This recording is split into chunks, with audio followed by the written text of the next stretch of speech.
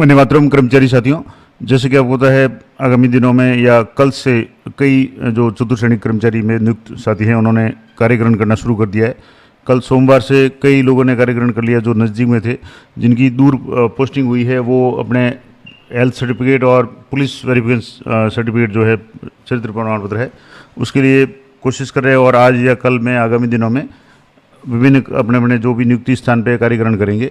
तो शाला दर्पण पे विद्यालय में अगर ज्वाइन कर रहे हैं तो शाला दर्पण पे कार्यग्रहण कैसे करेंगे इसके संबंध में मैंने विस्तार से वीडियो परसों ही बना रखा था, जिसमें आपको पूरा प्रोसेस बताया था कि आपको किस तरीके से उनको कार्यग्रहण करवाना है। आज बात करेंगे कि कार्यग्रहण के पश्चात जब आप इनकी एम्प्लॉय आईडी बनाएंगे तो उनको किस बातों का ध्यान रखना है और एम्प्लॉय आईडी कैसे बनाएंगे, क्योंकि बहुत इंपॉर्टेंट बात मैं आपको बता रहा हूँ। उसके बिना अगर आप कोशिश करेंगे, बार बार कोशिश करेंगे तो भी आपकी एम्प्लॉय आईडी नहीं बनेगी। तो इसके लिए सबसे पहले तो मैं आपको एक आदेश बता दूं कि जो अभी कुछ दिन पहले ही जारी हुआ है, जिसमें समस्त आरोहण वितरण अधिकारी माध्यमिक शिक्षा राजस्थान यानी जो सभी डीडीओज के लिए आदेश है, और जिसमें है कि नवनियुक्त चयनित कार्मिकों की, जिसमें जैसे चतुर्श्रेणी कर्मचारी या अन्य कोई भी भर्ती से अगर कोई कर्मचारी आता है नवनियुक्त है तो उसकी IFMS 3.0 पे आईडी को अप्रूव करने के संबंध में, यानी उनकी आईडी के लिए आप रिक्वेस्ट जब जनरेट करेंगे तब वो कब अप्रूव होगा और किस स्थिति में अप्रूव होगा, किस स्थिति में अप्रूव नहीं होगा, ये आपको विशेष ध्यान रखना है। तो पूरा वीडियो बहुत इंपॉर्टेंट है आप, और मैं आगे इसको बड़ाई भी बता दूंगा कि IFMS 3.0 पे आपको क्या काम करना है। तो यहाँ उपयुक्त विषय अंतर्गत विभाग में नवनियुक्त कर्मचारियों के वेतन आहरण से पहले उनकी IFMS 3.0 पे आईडी अप्रूव करवाने के लिए संबंधित विद्यालय या कार्यालय द्वारा रिक्वेस्ट जनरेट की जा करके विभागाध्यक्ष HOD निदेशालय को ऑनलाइन रिक्वेस्ट भेजी जाती है। ये आपको पता है, मैंने पिछले कई वीडियो बना रखे हैं एम्प्लॉय आईडी कैसे जनरेट करते हैं उसके संबंध में, और जिसका निदेशालय द्वारा उसी दिन निस्तारण कर दिया जाता है। अब समस्या कब आती है कि जब आपने रिक्वेस्ट भेज दी और कई दिनों से आप इंतजार कर रहे हैं लेकिन एम्प्लॉय की आईडी नहीं बन रही है, जबकि होता ये है कि अगर आप सही तरीके से उसको अगर आईडी को भेजेंगे तो कुछ ही घंटों में एम्प्लॉय की आईडी और कई बार तो उसी समय आईडी जनरेट हो जाती है। तो इस संबंध में कार्य के सुचारू रूप से संचालन हेतु निम्न दिशा निर्देश जारी किए जाते हैं, यानी कब ये आपके आईडी है वो सही तरीके से बनेगी, कब नहीं बनेगी, इसको मैं आपको बताता हूँ। तो इसके लिए आपको क्या क्या ध्यान रखना है, जब आप आईडी जनरेट करें उस रिक्वेस्ट के साथ में आपको क्या क्या डॉक्यूमेंट्स लगाने हैं, और उसके बाद एक और इम्पोर्टेंट काम करना है। वो काम अगर नहीं करेंगे तो आपकी आईडी किसी भी हालत में नहीं बनेगी। पहले भी कई तरह के इशू आए थे और मैंने समाधान भी बताया था।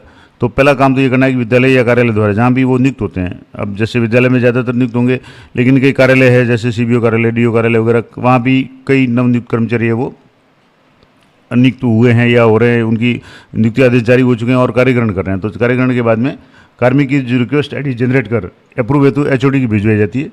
अब इसमें जो डॉक्यूमेंट्स है वो आपको क्या क्या ध्यान रखना है कि आवश्यक रूप से रंगीन और स्पष्ट, छाया प्रति मान्य नहीं, PDF साइज में 2 MB ऑनलाइन सबमिट की जाए। अब यहाँ ये अगर मान लो आप फोटोकॉपी अपलोड कर रहे हैं और बार बार कह रहे हैं कि मेरा रिक्वेस्ट है वो फेल हो रहा है, रिक्वेस्ट रिजेक्ट किया जा रहा है, तो वो रिजेक्ट होगा क्योंकि आप सही तरीके से काम करिए। जो निर्देश है उनको आप एक बार अच्छे तरह से पढ़ लें। जो भी डॉक्यूमेंट्स आप लगा रहे हैं, मैं आपको डॉक्यूमेंट की लिस्ट भी आगे दी हुई है, रंगीन हो यानी ओरिजिनल, जैसे आधार कार्ड है तो आधार कार्ड का ओरिजिनल फोटो, रंगीन फोटो आपको अपलोड करना है और फोटोकॉपी नहीं करनी है। दूसरी बात PDF में करना है और 2 MB तक की साइज़ में आपको उस इमेज को PDF के रूप में तैयार करना है। अब इसमें क्या है, आधार कार्ड पूर्ण पते सहित, पूर्ण पते का मतलब हो गया कि आधार कार्ड की दोनों साइड, जो मेन में आपको जहाँ फोटो होता है और पीछे की साइड में जहाँ आपकी उसका एड्रेस होता है, ये दोनों साइड की PDF बना करके आप उसको अपलोड करें आधार का। दूसरा पैन कार्ड का एक साइज ही होती है, दूसरी साइज में उसमें कुछ होता नहीं है, तो एक साइड है वो आपको क्लियर रंगीन PDF बनानी है। जन्म तिथि प्रमाण पत्र जो भी आपका है, अगर है तो, नहीं तो 10वीं का प्रमाण पत्र भी मान्य होता है जिसमें डेट ऑफ बर्थ मेंशन हो।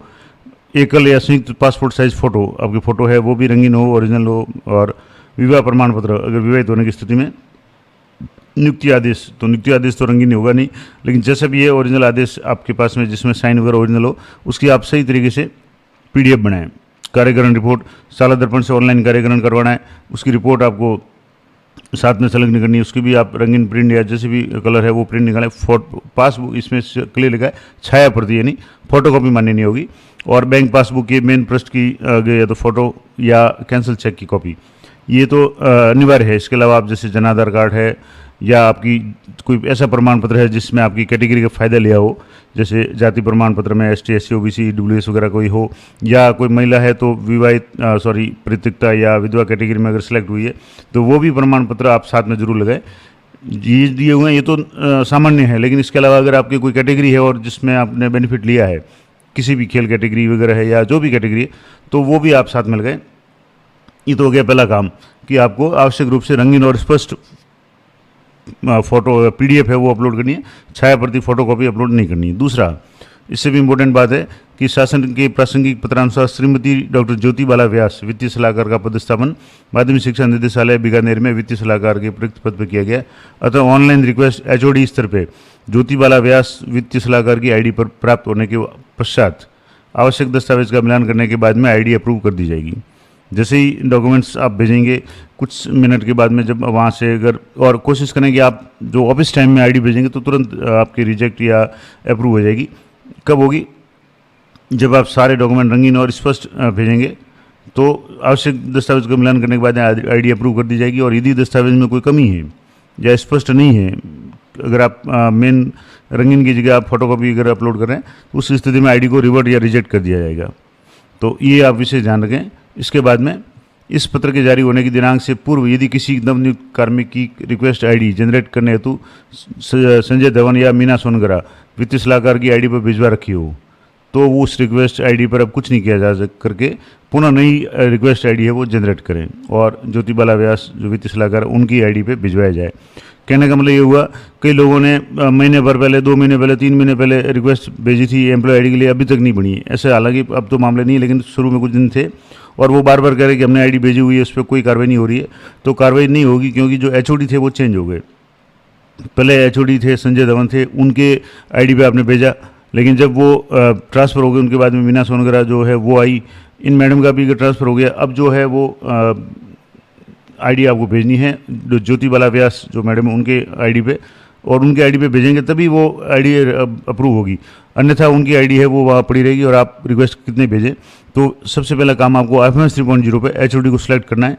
अगर मान लो आपने पहले किसी संजय धवन इनके आईडी पे भेजी हुई है तो सबसे पहले आपको जब एम्प्लॉय आईडी जनरेट करें उससे पहले आपको एचओडी को सिलेक्ट करके जो नए एचओडी है ज्योति बाला व्यास उनको आपको सिलेक्ट करना है। कैसे करेंगे तो इसके लिए मैं आपको पूरा प्रोसेस लाइव बता देता हूँ।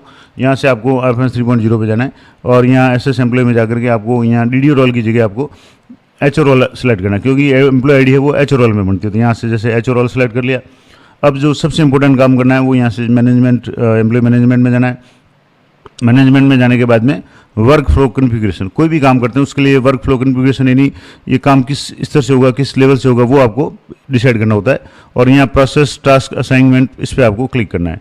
यहाँ क्लिक करने के बाद में यहाँ आपको एक सेलेक्ट करना है, सर्च करना है रजिस्ट्रेशन, एम्प्लॉय रजिस्ट्रेशन। यहाँ से जैसे एम्प्लॉय रजिस्ट्रेशन पे आप क्लिक करेंगे तो यहाँ अलग अलग है, re registration SAB2 GOB government है, re registration a registered employ, PRA registration, in service registration. इसको नीचे और स्क्रॉल करेंगे तो सबसे नीचे एक ऑप्शन आएगा आपके एम्प्लॉय रजिस्ट्रेशन, उसके ऊपर एक ऑप्शन है एम्प्लॉय री रजिस्ट्रेशन। तो आपको री रजिस्ट्रेशन नहीं करना है क्योंकि एम्प्लॉय के पहली बार रजिस्ट्रेशन कर रहे हैं, तो आपको एम्प्लॉय रजिस्ट्रेशन इस पर आपको क्लिक करना है। अब यहाँ जैसे आपने क्लिक कर लिया, अब यहाँ आप देखेंगे 2 तरह के रोल आ रहे हैं, ऑफिस और HOD। ऑफिस में असाइन किया हुआ, असाइन किया हुआ, असाइन किया हुआ है, तीनों रोल मेकर, चेकर, अप्रूवर। क्योंकि जो एम्प्लॉय आईडी आप बनाएंगे पहले मेकर पे बनाएंगे, उसको फिर चेकर पे फॉरवर्ड करेंगे, चेकर से अप्रूव करके उसको अप्रूवर पे करेंगे और तब जा करके लास्ट में HOD को फॉरवर्ड होगी।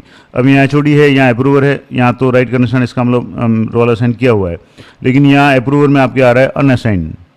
अनअसाइन का मतलब हुआ कि अभी तक रोल असाइन नहीं किया है, तो ऐसी स्थिति में आपकी आईडी है वो आगे जाएगी नहीं। दूसरी बात, अगर आपने यहाँ असाइन करके किसी अन्य को आपने असाइन कर लिया, जैसे यहाँ से मान लो संजय धवन या मीना सोनगर, इनको अगर असाइन किया हुआ है पहले से, क्योंकि पहले ये थे तो सही बात है इनको ही किया होगा, लेकिन अब अगर इनको किया हुआ है तो पहले आपको उनको चेंज करना है, यानी अनअसाइन करके उनको करना है। अब यहाँ से जैसे असाइन की बात आए तो मैं स्क्रॉल करेंगे नीचे तो आपके यहाँ मेकर में HO एक्टिव है, चेकर में भी HO एक्टिव है। इस तरीके से आप यहाँ से 5 से ज़्यादा देख लें, और अप्रूवर में भी HO एक्टिव है। तो ये तो 3 तो एक्टिव हो गए, लेकिन HOD यहाँ आ रहा है अप्रूवर में और यहाँ आ रहा है इनएक्टिव। अब इनको एक्टिव करना है और एक्टिव करने के बाद में आपको जो सिलेक्ट करना है वो नाम ध्यान रखना है। यहाँ से जैसे एक्टिव कैसे करेंगे तो यहाँ आपके जो चेंज स्टेटस पे क्लिक करेंगे तो यहाँ से ये आ गया।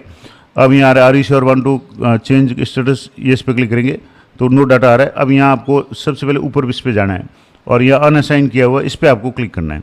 अप्रूवर के आगे अनअसाइन है, यहाँ क्लिक करेंगे। यहाँ क्लिक करेंगे तो आपके अभी 2 नाम शो हो रहे हैं, पहले जैसे नाम दूसरे शो हो रहे थे। पहले जैसे मैंने आपको बताया कि संजय जी धवन का नाम शो हो रहा था, मीना सोनगरा का नाम शो हो रहा था। अब आपको नाम सेलेक्ट करना है ज्योति बाला व्यास, तो यहाँ से आप वापस इस पर क्लिक करेंगे और यहाँ नाम आ रहा है ज्योति बाला व्यास RJ JP जो भी एम्प्लॉय आईडी है और HOD, और एक्शन में आपको असाइन करना है। यहाँ से आप 2 ही नाम आ रहे हैं, आप इसको मैक्सिमम करेंगे तो भी 2 ही नाम आ रहे हैं, तो आपको इनको ज्योति बाला व्यास को असाइन करना है। यहाँ से असाइन करने कन्फर्म करेंगे, येस पे क्लिक करेंगे। अब टास्क असाइन सक्सेसफुली। अब आप यहाँ देखेंगे तो यहाँ राइट कनेक्शन आ गया, यानी असाइन में आ गया।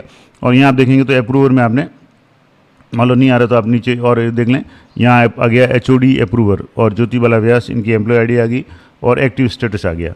अब आप जो भी एम्प्लॉय ID का रिक्वेस्ट भेजेंगे वो अब आपके HOD के पास में प्रॉपर रूप से जाएगा। नहीं तो अगर आपने HOD सेलेक्ट नहीं किया तो आगे वो जो भी आपका रिक्वेस्ट है नई एम्प्लॉय ID जनरेट करने का वो फॉरवर्ड ही नहीं होगा। दूसरी बात, अगर आपने यहाँ किसी और को सिलेक्ट किया हुआ है तो वो उनके पास जाएगा जो वहाँ से हट चुके हैं, रिटायर्ड हो चुके हैं या उनकी ट्रांसफ़र हो चुकी है, तो वो आपका रिक्वेस्ट है वो एक्सेप्ट नहीं करेंगे और आपकी ID पेंडिंग पड़ी रहेगी। अब ये हो गया। अब इसके बाद में आप ID कैसे जनरेट करेंगे, तो यहाँ आपको एम्प्लॉय मैनेजमेंट में आना है। मैनेजमेंट में आने के बाद में यहाँ एम्प्लॉय रजिस्ट्रेशन, इस पर आपको क्लिक करना है। यहाँ रजिस्ट्रेशन पर क्लिक करेंगे तो यहाँ भी आपके कन्फ्यूजन है, कई सारे ऑप्शन हैं जिसमें register a new employ, re register an existing employ, UTB registration, register an existing employ, in service employ registration. अब जैसे इन सर्विस में अगर पहले से सर्विस में है तो उसका रजिस्ट्रेशन करना है। री रजिस्ट्रेशन एग्जिस्टिंग एम्प्लॉय, पहले से कोई एम्प्लॉय लगा हुआ है उसका रजिस्ट्रेशन दोबारा करना है। लेकिन अपने न्यू हैं, ज़्यादातर जो लोग आएंगे वो न्यू हैं, तो एज ए न्यू एम्प्लॉय आपको रजिस्ट्रेशन करना है। तो यहाँ पहला ऑप्शन है रजिस्टर ए न्यू एम्प्लॉय, इस पर आपको क्लिक करना है। और यहाँ आप यहाँ से जैसे देख लें किस क्या क्या है, आपको पर्सनल डिटेल ऐड करनी है, सर्विस डिटेल्स ऐड करनी है, एड्रेस ऐड करना है, फैमिली नॉमिनी डिटेल्स ऐड करनी है, बैंक डिटेल्स ऐड करनी है और पे एंटाइटलमेंट ऐड करना है। मैं आपको अगले वीडियो में बताऊंगा कि चतुर्श्रेणी कर्मचारी है उनको कितना पे मिलेगा, अभी आपको कितना करना पड़ेगा और उसके बाद में उनका स्थायीकरण होगा तब कितना मिलेगा, सारी जानकारी देने का प्रयास करूंगा। तो चैनल पे जरूर बने रहें। अब यहाँ से आपको यहाँ रजिस्टर पे क्लिक करना है। यहाँ रजिस्टर पे क्लिक करेंगे तो आपकी सर्विस कैटेगरी मांगेगा। अब सर्विस कैटेगरी में आपके ऑल इंडिया सर्विसेज जो IAS लेवल उनके लिए है, सेंट्रल गवर्नमेंट सर्विस है, क्लास 4 है, कॉन्ट्रेक्चुअल है और मिनिस्ट्रियल वगैरह है तो मंत्रालय वगैरह उनके लिए, और सबऑर्डिनेट है, शिक्षक साथी वगैरह जो उनके लिए सबऑर्डिनेट है, लेक्चरर वगैरह है तो उनके लिए स्टेट सर्विस है। तो यहाँ क्लास 4 का अलग से दिया हुआ है, तो यहाँ से आप दूसरे तीसरे नंबर पे जो ऑप्शन आ रहा है क्लास 4 ये सिलेक्ट कर लें। यहाँ से क्लास 4 कर लिया। अब आपको सब सर्विस कैटेगरी में Rajasthan public service commission, CI class 4 service, Rajasthan class 4 service, Rajasthan government service और इस तरीके से अलग अलग ऑप्शंस हैं। तो इनके जो लागू होता है, जैसे राजस्थान क्लास 4 सर्विसेज, ये मान लो अगर लागू होता है तो आप ये करना है, जो भी आपके लागू होता है वो करके आपको इसको प्रोसीड पे क्लिक करना है। प्रोसीड पे क्लिक करेंगे तो सबसे पहले आपको एक तो एम्प्लॉय का फ़ोटो अपलोड करना है यहाँ से, और फोटो है वो आपको JPG फॉर्मेट में अपलोड करना है। अगर नहीं है तो PNG या JPG जो भी होगा अगर वो करना है। पर्सनल डिटेल्स में आपको सारी नाम है, जन आधार में डाटा अगर इंटर करेंगे तो जन आधार से काफ़ी चीज़ें ऑटो फैच हो जाएगी। उसके बाद में स्पाउस का नाम, जीवन साथी का नाम है, मोबाइल नंबर है, ये सारा आपको भरना है। और उसके बाद में रिलीजन है, पैन नंबर वगैरह, आधार रेफरेंस नंबर, आधार भरेंगे वगैरह, तो ये सारे आ जाएंगे। उसके बाद में डॉक्यूमेंट्स आपको अपलोड करने हैं। कौन कौन से डॉक्यूमेंट करने हैं आपको? Date of birth certificate, Aadhaar document, age relaxation approval document, अगर आयु संबंधी को छूट ली है तो जॉइंट फोटोग्राफ आपको अपलोड करना है, मैरिज सर्टिफिकेट अपलोड करना है और पैन डॉक्यूमेंट। और मैंने आपको बताया कि सारे डॉक्यूमेंट्स आप रंगीन फ़ोटो के रूप में अपलोड करें और यहीं अपलोड करना है, और यहीं से आपकी रिक्वेस्ट है वो नेक्स्ट पे जाएगा। ये सारे फ़ोटो आप अपलोड कर लेंगे। उसके बाद में दूसरा जो इसका पेज है वो है एम्प्लॉय सर्विस का। तो एम्प्लॉय सर्विस में आपको क्लास 4 सर्विस है, राजस्थान है।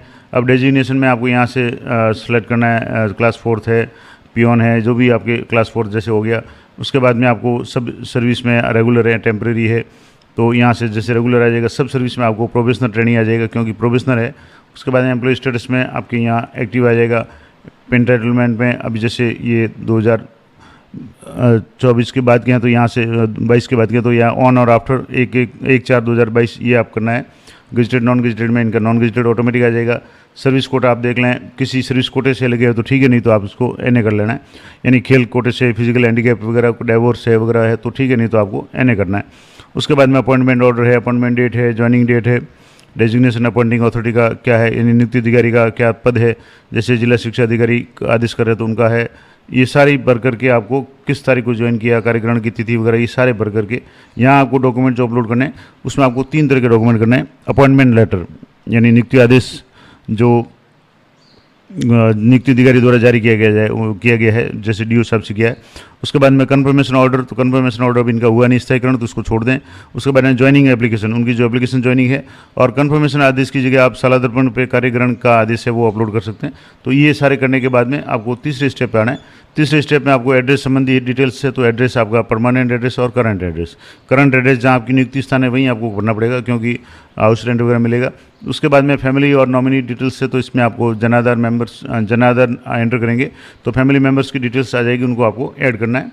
और स्कीम्स में आपको यहाँ से सेलेक्ट करना है, एरियर के लिए, जे कम्यूटेशन के लिए, ग्रेचुटी के लिए, ग्रुप इंश्योरेंस के लिए 2-4 जो भी लागू होते हैं वो आपको यहाँ मेंबर है वो उनको ऐड करना है, यानी नॉमिनी को 100% शेयर दे करके आपको इसको कंप्लीट करना है। अगला है आपकी बैंक डिटेल्स, तो आपको बैंक की डिटेल्स है जिसमें IFSC कोड है, बैंक का नाम, ब्रांच का नाम, अकाउंट नंबर, और आपको बैंक पासबुक या चेकबुक की आपको जो फ्रंट पेज की कॉपी है, और वो भी कोशिश करें रंगीन हो तो और बढ़िया, PDF है वो बना करके 2 MB तक आपको यहाँ अपलोड करनी है। इसमें डॉक्यूमेंट्स में आपके 2 डॉक्यूमेंट है, यहाँ भी डॉक्यूमेंट आपको अपलोड करना है, तो यहाँ डॉक्यूमेंट टाइप में आप चेक करेंगे तो या तो बैंक पासबुक अपलोड करनी है, या बैंक पासबुक का फर्स्ट पेज, या कैंसिल चेक, इनमें से जो भी आपके पास उपलब्ध हो वो आपको करना है। उसके बाद में पे एंटलमेंट में आपको यहाँ पे कमीशन है, जैसे 7th कर लेना है, यहाँ से पे कमीशन 6th है, उसके बाद 7th कर लें। डेट ऑफ एग्जिस्टिंग पे, तो यानी कब ज्वाइन करें तो वो तारीख डाल दें। पे स्केल इनका है यहाँ से, जैसे L2 फिक्स है क्योंकि चतुर्श्रेणी कर्मचारी है, तो 12,600 है इनका फिक्स है। यहाँ से बेसिक पे प्रेजेंट पे स्केल है, तो आपको जिस तारीख से लागू हो रहा है, जैसे मान लो आज 4 से ज्वाइन करें तो 4 से हो जाएगा। बेसिक इनका 12,600 हो जाएगा। DA है वो 60% यहाँ लागू नहीं होगा, लेकिन यहाँ आ रहा कोई बात नहीं। उसके बाद में गवर्नमेंट क्वार्टर 9 पे करना है। हाउस रेंट भी इनको नहीं है, तो यहाँ 0 भर दें, क्योंकि हाउस रेंट इनको अभी मिलेगा नहीं, 2 साल तक प्रोफेशनल है। और ये यहाँ चेक बॉक्स पे क्लिक करके आपको सबमिट पे क्लिक करना है। इस तरीके से ये सारी डिटेल्स भरने के बाद में ये सारा काम, अभी तो जैसे मैंने आपको एक एग्जाम्पल के रूप में बताया, लेकिन ये काम आपको पहले मेकर लेवल पर करना है। मेकर के बाद में चेकर पे आएगा, चेकर के बाद में अप्रूवर पे आएगा। तो इस तरीके से ये पूरी कोशिश करूँगा अगली वीडियो में पूरा लाइव बताने का।